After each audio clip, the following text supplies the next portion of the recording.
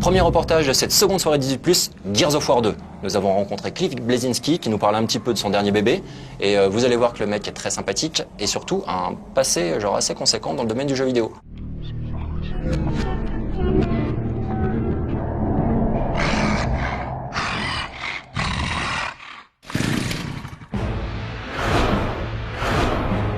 C'est à Paris que nous avons rencontré Cliff Bleszinski, alias Cliffy B, propulsé au rang de superstar médiatique après l'énorme succès remporté par Gears of War. Habitué aux télé, Bleszinski est également connu pour ne pas mâcher ses mots envers les jeux de la concurrence, comme Call of Duty World at War par exemple. Mais le game designer n'est pas non plus le jeune arriviste que l'on pourrait croire, et Gears of War n'est pas son premier jeu vidéo, loin de là. My name is Cliff Bleszinski. I'm the design director at Epic Games. I've been with the company since the age of 17, and I'm now 33, so Jazz Jackrabbit was a long time ago.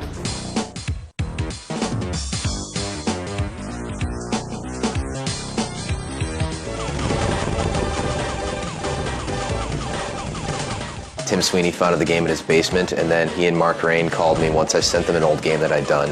And the collaboration has been continuing ever since, all the way from Jazz to Unreal, Unreal Tournament, Gears of War, and now, of course, with Gears of War 2.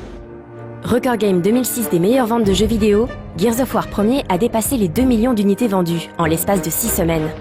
Aux US, il est ainsi parvenu à la 3e position des meilleures ventes de jeux vidéo sur console, derrière Madden NFL 07 sur PS2 et New Super Mario Bros sur DS. Le dernier chiffre en date est de 5,6 millions d'exemplaires vendus à travers le monde, uniquement sur Xbox 360. Un succès qui pour Epic ne s'explique pas uniquement par la claque visuelle que représentait le jeu au moment de sa sortie en novembre 2006. When you look at what makes Gears successful, I think the feel is a huge part of it. It's not only how Marcus feels when he takes cover, you know, and you feel like you're a tank essentially hitting the wall. It's also the chainsaw and the revving and the ripping of flesh of the Locust, as well as the sound of the bullets. We've enhanced a lot of the gun sounds this time around, so they have a lot more of a punch and a lot more of a crack. The tracers are better that come out of the weapons. You see smoke in the air after a fight and whatnot. And you can also destroy more sections of the environment. So if you throw a hand grenade out, you'll see shards and chunks of rock fly through from the cover that you've thrown it near. So we've continued to cycle on all of these elements to make sure that Gears 2 feels even heavier and even crunchier than the original. L'une des principales critiques que l'on pouvait formuler à l'encontre de Gears of War était un background sous-exploité. L'implication du joueur était en effet visuelle et physique, mais en aucun cas émotionnelle. Définis à la tronçonneuse, les bourrins du Delta Squad possédaient le charisme d'une assiette d'huîtres, tandis que le contexte du jeu restait désespérément flou. The first Gears of War was about the men of Delta Squad as they attempted to strike back against the Locust, who are these creatures who've come up from the underground of the planet Syrah. In the first game, they managed to acquire some mapping data to send a bomb underground and potentially devastate the Locust. They did some damage, but the Locust are back in Gears 2, and it's 6 months later, and winter is coming on. And it is Marcus Phoenix, it's his story, as well as Dominic Santiago and the other men of Delta.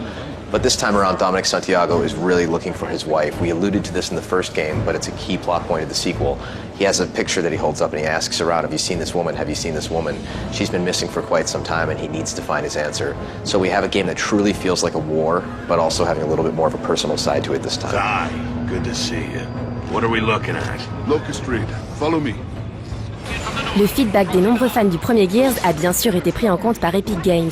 D'autant que le jeu a contribué à relancer la plateforme Xbox Live, qui commençait à s'essouffler 8 mois après la sortie de Ghost Recon Advanced Warfighter.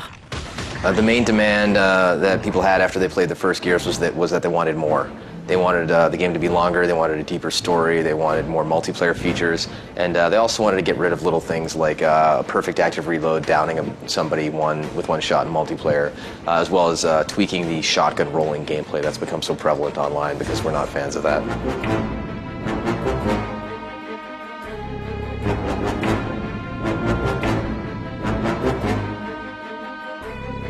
Upon shipping the first Gears, we realized that we had a really good cover system, but we felt like we could do a lot better.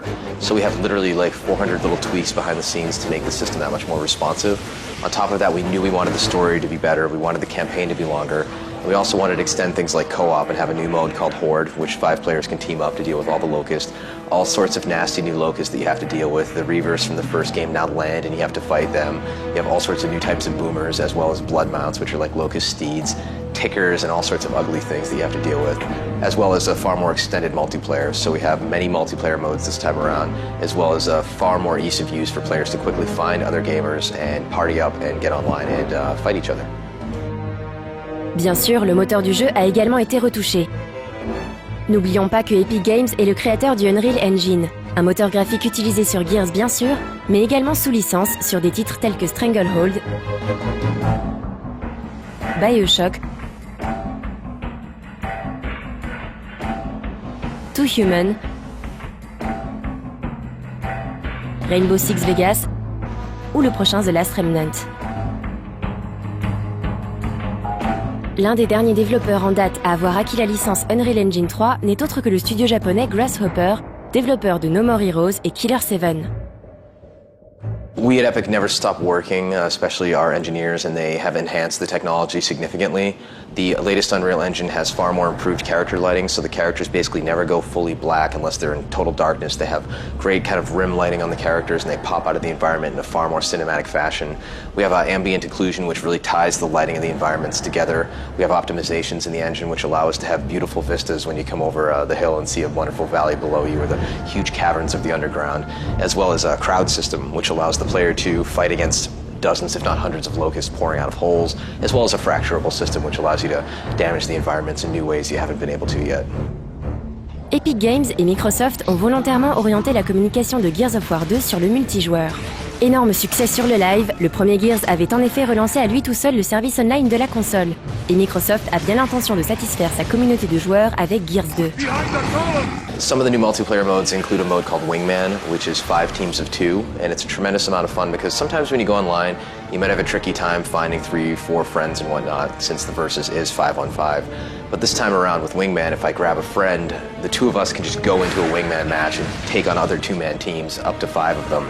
And if you get taken out, then you're out for the round, and you want to resurrect your buddy and keep him, watching your 6, and it's very compelling as a result. On top of that, we also have Guardian, which is kind of a further evolution of Assassination from Gears 1, in which the players' leaders of the team are essentially their respawners, and they will allow reinforcements to come in. Take out the leader, you take out their ability to respawn, and you can take out the entire team. Finally, we have a great mode called Submission, which kind of centers around taking a stranded character hostage. There's one in the map at any given point. You knock him down, you grab him, and take him to a predefined location on the map, and you win the round. Les armes ont également fait l'objet d'un réassort conséquent. Some of the new weapons that are in Gears 2, we have a heavy class now, and the players have this essentially very large weapons they have to lug around because of course they're very cumbersome. One of them is called the Mulcher, which is essentially a Gatling gun that you kind of crank, and basically when you hit your enemies with a few bullets, they just crumble into bits of mulch essentially. And you can cool it off by using the right bumper if the gun overheats, which is a nice little feature. We also have a mortar, which allows you to take out enemies with a large explosion at a distance, and kind of as a aiming game where you hold the button and see how far it goes with its angle, as well as a great flamethrower called the Scorcher, a burst pistol called the Gorgon, as well as a grenade that's called an ink grenade that allows you to area of deny your enemies as they try and come after you.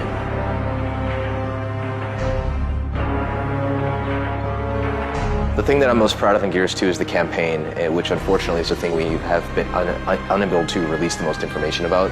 We've promoted the multiplayer as far as the verses, we've talked about co-op, we've talked about Horde, but the campaign is one thing that people have only seen just a sliver of.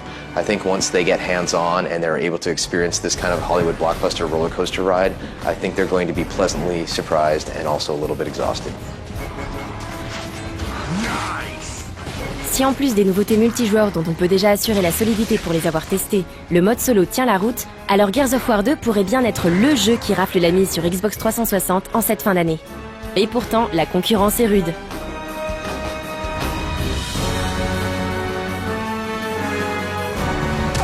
Never seen the locusts run like this. Running away won't help! I'll just shoot you in your asses!